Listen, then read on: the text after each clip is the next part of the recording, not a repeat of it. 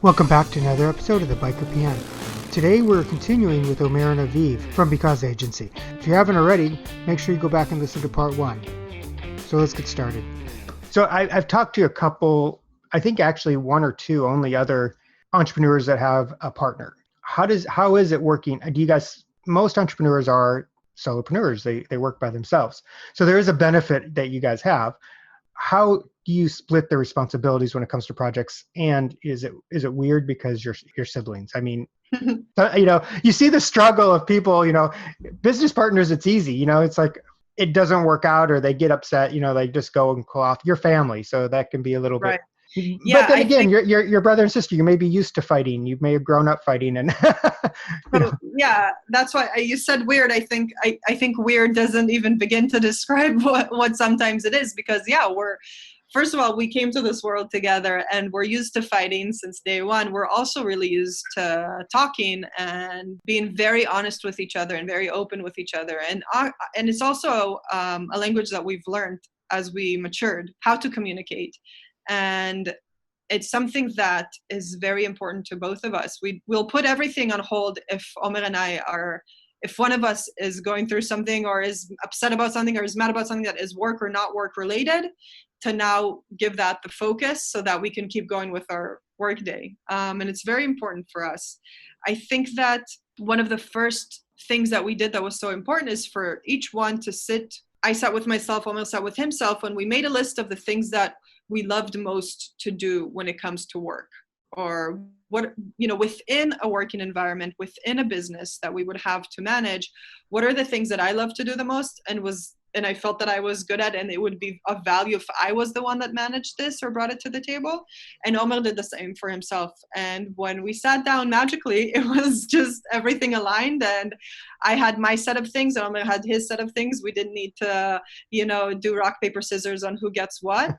And it worked out. And Omer has his things that he knows. I know I don't need to think about it. Omer that's his focus and that's what he does. And I have my things. And I'll also be honest and say, yeah, we sometimes fight and we sometimes disagree and we sometimes don't see eye to eye. But I think that if there's someone that I would want to do this with, is with my twin brother, who I know truly has only the wants the best for me and for us. And together, there's a lot of safety in that, and knowing that at the end of the day, I have my twin brother right next to me who I can trust endlessly. And we make a very weird but really good team together, I must say. Yeah, I agree. And I think it's also, as opposed to solo entrepreneurs, since there's two of us, then I can learn from Aviv's experience and she can learn from mine. And we have this strange combination of very different experiences that we combine together and really, aim to give our clients the best solutions and the best type of service. So I think it's really fortunate for both of us to learn from each other along the way, because if there's something that I haven't experienced yet, there's a big chance that Aviv has, and vice versa. And so we really work together and help each other, and it's been an amazing experience. I want to go back to, you introduced the business in the beginning. Mm-hmm. And what you're trying to do. Give me as an example for the listeners of what you do for a company that's just starting out, of how you're going to help them with their impact. So I think that for a company that's just starting out, the first starting point is to envision, and it sounds, very like dreamlike, but in the world of impact and change makers, that's where we want to start. Is we sit down and talk to them about in what way they want to make this world a better place, whether it to people, to the environment, to animals, whatever it is. We have I think it's a very passionate and exciting conversation about, what they're passionate about and how they want to make this world better. And then we start to outline, what would be a very, on the one hand, normative process for starting out a new business or a new initiative, which is a lot of market research and writing down our vision and our mission and our goals and our targets, and really creating this one page of what it is that we aim to achieve. And then we start to, the thing that we believe in is, we need to start lean, and we need to be very focused and see what is the first most immediate thing that we can try to do to see that our vision for impact makes a difference. And then we take it from there. And, we at first we try to eliminate as many variables as possible, make it very simple, very non-automatic, very, grassroots, whatever it is, so that we can just get started and see if their vision for impact really makes a difference. And then when we see that, that things are starting to move, and this can take varying amounts of time because impact takes time. And this is, one of the first conversations that we have with our clients is that impact takes time. But when things start to move, that's when we, start to shift towards making processes more, I'm going to ask my brother in Hebrew how to say this word, efficient. Sometimes he needs to find the word for me, but I got it this time. I just had to look I had to look at him. How we make things more automatic, how we make things work without us needing to do everything, right? In this process, sometimes, we are the ones to seek out external, if it needs to be web developers, app developers, designers, whatever it is, we can manage all of these processes for our clients. And, of course, because we're in the world of impact, we always talk about how do we measure impact? And this is something that's very, very important to the work that we do, much like you would want to know what your KPIs are if you want to sell a product or a service. We want to know what our KPIs are for the impact that we aim to achieve. And it's a very interesting process. It's always different for every client that we work with because impact is so different for every project and business and initiative. One of the things that we aim to do the most is, like Omer said, I think earlier, is to really lay out a timeline of how we see things going from one step to the other, and really talking about baby steps, and really being very focused on not more than 2 or 3 things at a time that we want to get done. Do you feel overwhelmed, overstimulated, and overworked? There's so much that you need to do, but you don't know what the best way to do it is? And you're not sure where all your time goes each week? Jump on over to my website, pavproconsulting.com. You can download my free PDF, the 5 proven strategies to steal back lost time and money in your business. And while you're there, you can book a free process discovery session, pavproconsulting.com. Move forward with confidence, focus, and productivity. Entrepreneurs face that problem a lot, is trying to do everything at once. And not setting focus, or trying to, they have so many ideas and they just want to accomplish it all. So I think doing that step with them, doing that process of the baby steps, I think it's very useful for them. It's a reality check for them as well. Yeah, a lot of our customers come to us, and they're almost, and they're having an anxiety attack because they think of all the things that they need to get done, and it's almost impossible to take one step forward when all you are is just so consumed by all these things that need to happen and the idea that they need to happen now. So what we really try to do very slowly and carefully with them is to, break everything into little segments and really draw out with them what it makes sense that we focus on now and what we will focus on, but not in any way are we talking about it now because it is not on our, little post-it of 2 to 3 things that we're focused on. And we can see them calming down. It's amazing, to sit down with a client and to experience them evolve from, being very, overworked and anxious and, not really sure how to go about things to kind of take a big new fresh breath of air and say, all right, okay, that's clear to me, that I can do. Let's talk in a week and see what our next step is. And it's this very amazing and exciting process. Yeah, I have a client that I use Trello for my business, and I have a board for many different aspects of the business, but one of the clients, I have a board just for her. And when we first started, I'm like, I invited her to it. She's never used Trello, but I'm like, here's a brainstorming list. Put your ideas there. We'll discuss them when we get to it, but that way you don't forget, because we can't do everything at once. But that's exactly, it's like, here's a list of what we can talk about in the future. It may not be this month or next month. It may be next year, but you have to, like you said, do baby steps and do everything in a certain order. Otherwise, you're not going to get there. I love the brainstorming. I think we also have it. I think we call it something different, but it's just knowing that all our thoughts or our clients' thoughts are going somewhere. They're not Yeah. getting lost, but we don't need to think about them now.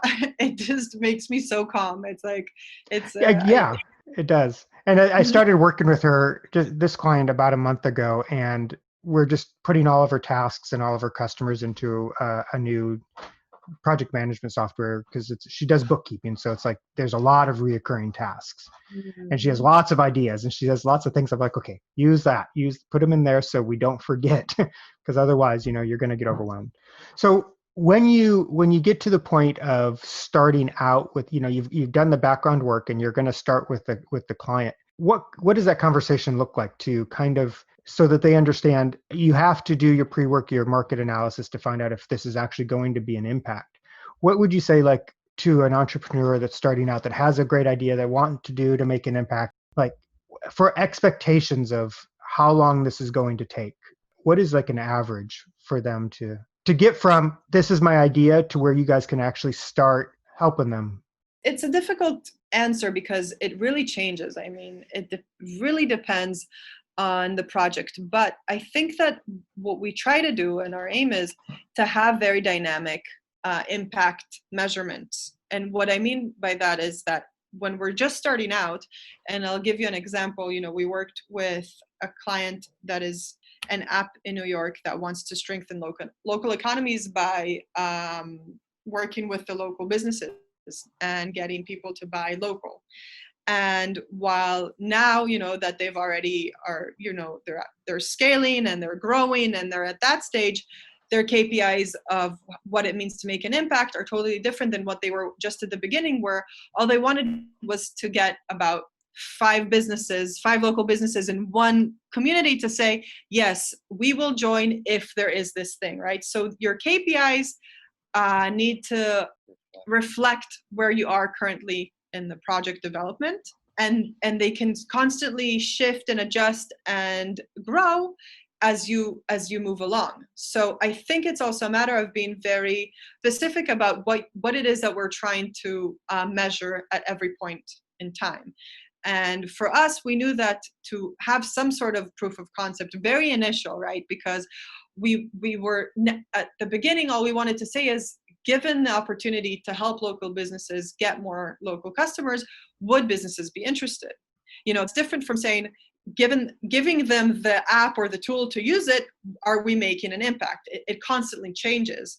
But Mm-hmm. I think that the key to that, and what we and why I say that it's so different from every project, is because you measure impact differently. Impact for one business is not the same as it is for another. So I think that we want to be very clear about what we want, what it makes sense to measure in the beginning and as we move along. And and it's a good question, because many always say, well, how many hours, or how many hours of your work do we need so that we can start seeing work happen or our business moving along?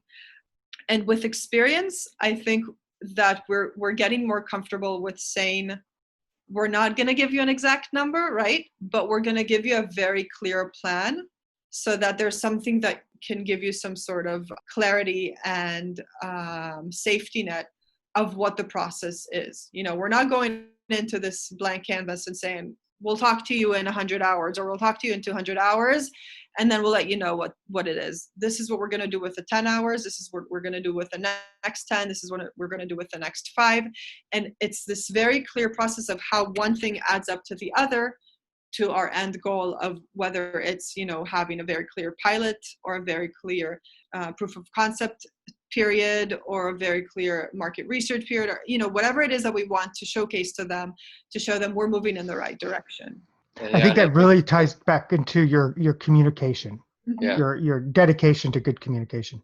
yeah, that goes back to what we were talking about, the timeline, because while it's not clear when they will start making impact or when they'll start seeing results, it should at least be clear as to what the path is. Like, what are the major stepping stones they need to achieve in order to, as Aviv said, reach a lean version of what it is that they're trying to create. So we try to be extremely open and and also plan ahead and show them what the timeline of our mutual work or what the timeline of their personal initiative should look like. It's great advice. Most entrepreneurs expect that things are going to happen quickly. And I think, at least being open with them and saying, okay, this is going to be what the plan will be, and not, because like you said, every impact is different. Whether, if they're going to be a dog rescue, it's going to be different than the app, so it's really going to depend on what their desired outcome is. Two questions is like, the first would be, if you had one piece of advice for a new entrepreneur that wanted to start a business, what would that be? One piece of advice, I think the entrepreneur world is difficult, and you need a lot of motivation. And I think it's a matter of internal conversation with yourself. I find myself doing it almost every day, which is really to understand what it is that I want, what I'm trying to achieve, and keep reminding myself of the things I love to do and the things that I want to do. And I think if that's one piece of advice that I would give, is to really have that internal conversation with yourself to help you keep motivated, and stay on track. Because lots of times we're so busy that we forget to do this, and we get so caught up with trying to please others or give solutions to others that we actually forget what it is that we're trying to achieve. So that's my piece of advice. And I'll add to that, we're twins, so we each get an answer. Yes. I will add to that it's right. Having that internal conversation is so important, but also always communicating out and always remembering that we need to have a support base and to get help from our support base in moving forward. And I know that Omer and myself, we couldn't do a lot without our significant others, our good friends, our family, our support system that is there to hear when things are going good and when things aren't going so well, and to keep us motivated or just hear us out. I think it's also very important. Is there a resource that either of you or both of you would recommend for new businesses that want to get started? Something that helped you when you were starting your business, or something that, a book, or something that made you think, yes, I do want to be on my own. This is going to help me. I don't know if there's a specific resource, but I do think that we seeked out individuals within our network and people that we knew, either friends or family that we kind of aspire to, that are inspiring to us, and we just had a lot of conversations with them. So it's really learning from others' experiences, finding people that you see as motivational, and having really open and honest conversations with them. Yeah, I think that's the best. I mean, we each have people that we know that in the beginning of our journey, it was very important for us to meet. Right now with COVID-19, it's maybe we're not able to meet them face to face, but at least have Zoom conversations, and really try to speak to as many people as possible, because obviously you also have to be true to yourself, but you can learn a lot from others. And that's what I would suggest. Great. So if people want to find out more about you and get in contact with you, how do they do that? The best way is either to go to our website, which is because-agency.com, or to write to us at info@because-agency.com. Or they can find us on Facebook, they can find us on LinkedIn, whatever works best for them. Great. Thank you both. It's been a great conversation. I really appreciate you being here today. Thank you so much. Anthony. Have a good day. Thanks for joining us for another episode of the Biker PM. Don't forget to subscribe and leave a comment. I'd love to hear what you think. And remember, if you're an entrepreneur that wants to be with like-minded individuals and improving their project management skills, join the Biker PM Facebook group. Until next time.